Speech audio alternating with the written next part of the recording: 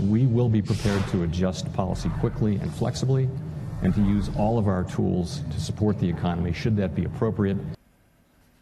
Flexible. Before Fed Chief Jerome Powell spoke those words, we decided we'd check on two metrics. So one moved like crazy after he said that sentence, while the other stayed put, static. Fed funds futures held at a 0% chance of a rate hike in both January and March. They're still there right now, didn't even so much as twitch. But the Dow Jones Industrials, which right before he used that flexible word, up 433 points, suddenly took off for the moon. You see, at the high of the session, we were up 832 points. We're still up 742. To Bankrate chief financial analyst Greg McBride. Greg, is it clear to you that Powell just sprouted wings to become a dove? Well, if you're an investor, today's like the greatest day you could have hoped for, right? You get this blockbuster jobs report that shows the sky's not falling, that the economy's in good shape after all. And then at the same time, you get the Fed saying, yeah, we're going to be flexible. We're going to be patient. To see that the economy's in good shape and know that, the Fed is flexible. And I think that's really the message here. The Fed's not painting themselves into a corner. They're just leaving their options open. But the mantra that they keep coming back to here, Liz, is we're going to let the data tell us. We're going to let the data tell us. I mean, that's been the underscoring comment, every speech, every press conference. The data look great. A build of 312,000 jobs in December. We had a very, very solid picture for many of the data points that we weighed on, specifically when it comes to unemployment, into what inflation numbers are. We're pretty much in that sweet spot of 2% inflation. So what data? Looks good. Yeah, and I'd argue the biggest, most important number in there was the wage growth, over 3%. I mean, it's going up at the same time, as you noted, inflation is not. So, the consumer, at least in aggregate, is getting more buying power, at a time when, people are working. We saw the holiday shopping spending went extremely strong. The consumer's in good shape.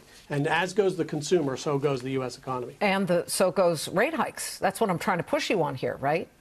Yeah, absolutely. No, I'm forecasting the Fed's going to hike rates twice this year. Okay. I think if there's one thing we get away from, it might be this cadence of getting one every 3 months like clockwork, as has been the case the past couple of years. But I do expect the Fed's going to raise rates twice this year. And I think, today is really kind of a microcosm of why. This economy is in good shape. At least for now, the concerns about a sharp slowdown or a recession are very distant concerns. It's very overblown, and that's why you see this yo-yo action in the market from day to day. Okay, so the headline here is that you predict the cadence of the so-called gradual, meaning every 3 months rate hike, will not still be firmly in place, that it'll be more of a, ooh, let's wait and see and look. Okay, let me move on to how we have a rate situation right now that remains relatively low, but what does that do for the housing market? Are suddenly buyers in the sweet spot? They better, rush to refi because it looks like we may be closing in on a bottom on low rates?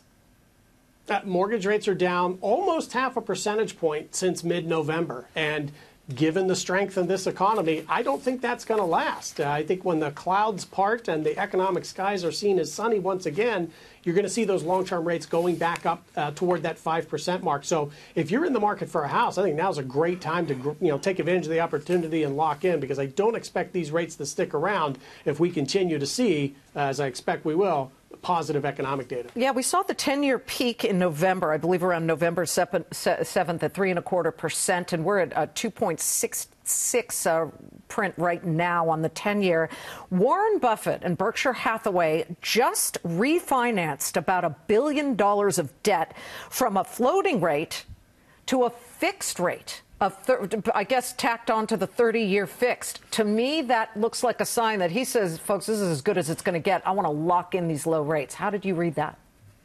No, absolutely. I think let's break this down to the household level. Take Warren Buffett's cue. Refinance your adjustable rate mortgage into a fixed rate mortgage.